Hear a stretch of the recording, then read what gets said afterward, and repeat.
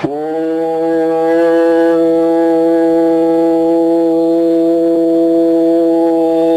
ஈஸ்வரா குருதேவா. நாம் எதிர்பார்த்த அளவுக்கு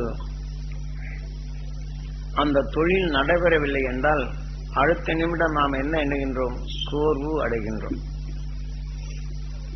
அப்போ சோர்வு எந்த வழியில் அடைகின்றோம்? நாம் எண்ணியது நடக்கவில்லை என்றால் இந்த உணர்வுகள் அதுக்கு ஆகாரம் கிடைப்பதில்லை. நாம் எதை எண்ணி இந்த உணர்வின் அணுக்காக வளர்ந்திருக்கின்றதோ அது மாதிரி இந்த மகிழ்ச்சியான உணர்வு வரவில்லை என்றால் அது சோர்வடையுது. அப்ப அந்த சக்தி இழுக்கும் திறன் குறைக்கப்படும் போது சோர்வு என்ற உணர்வை நாம் சுவாசிக்கின்றோம்.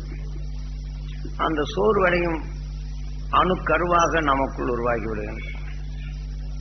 அந்த வியாபாரம் நடைபெறவில்லை என்றால் அடுத்தடுத்து நாம் சோர்வடையும் உணர்வு அடைக்காட்பது போன்று அந்த அணுக்கள் நமக்குள் பெருகுகின்றது. அப்ப அந்த அணுக்கள் பெறும்போது இதுக்கு முன்னாடி எவ்வளவு சுறுசுறுப்பா வேலை செய்தோமோ, வியாபாரத்துக்கு சென்றோமோ, அடுத்தாப்படி இங்க சரக்கு கிடைக்குது என்றாலும் கூட இந்த சோர்வான உணர்வு வந்தவொன்னு போகும். எப்ப பார்த்தாலும் எங்க போனாலும் இதே தான் ஆகுது அப்படின்னு இந்த உணர்வு கொண்டு அந்த நேரத்துக்கு குறித்த நேரத்துக்கு இந்த உணர்வுகள் அங்கு செயல்படுவதில்லை. அப்ப மேலும் மேலும் இந்த உணர்வு நாம் அதிகமாக வளர்க்கப்படும் போது நாம் எதன் வழியில் யாருனால் இதை போகாமல் தடைப்படுகின்றதோ அவருடைய நினைவு வருகின்றது. அந்த உணர்வின் தன்மை நமக்குள் வளர்த்து நாம் அந்த சோர்வும் அவருடைய நினைவும் ரெண்டும் சேர்த்து ஒரு அணுவாக உருவாகின்றது.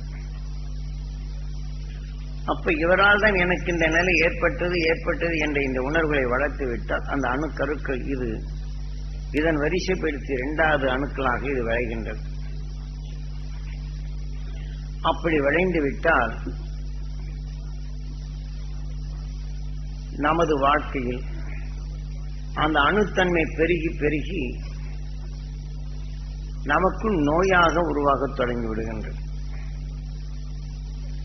அந்த நோயின் தன்மை அடைந்து விட்டால் அது அதிகமாக நம்முடைய எண்ணங்கள் இந்த வாழ்க்கையில் எடுத்துவிட்டால் அவர் உடலுக்குள் செல்லுகின்றோம். இப்ப நம்ம கடை வைத்து வியாபாரத்தை வைத்திருக்கின்றார்கள்.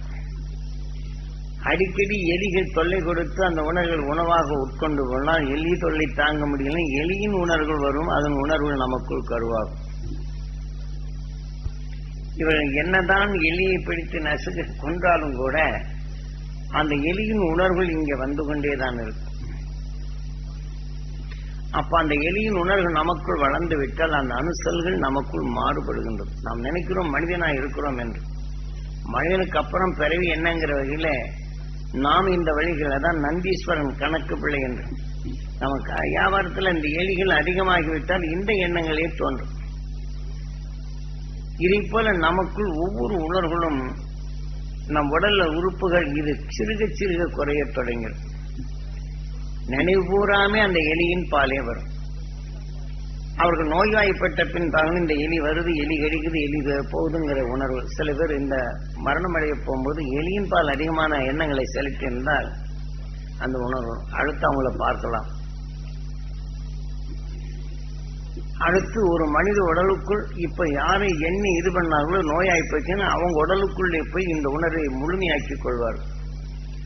அந்த உடலுக்குள் இந்த எலியின் தன்மை தனக்குள் வரப்படும் போது இந்த உணர்வின் தன்மை முழுமையாக்கிய பின் இந்த உடல் விட்டு சென்ற பின் எலியின் உடலுக்குள் தான் உயிர் அழைத்து செல்கின்றது. இப்ப அந்த உடலுக்குள் சென்ற பின் அந்த உணர்வை இது வளர்த்து அடுத்து அதனுடைய கருவாகி இந்த உயிர் அந்த எலியாக தான் பறக்கச்சு.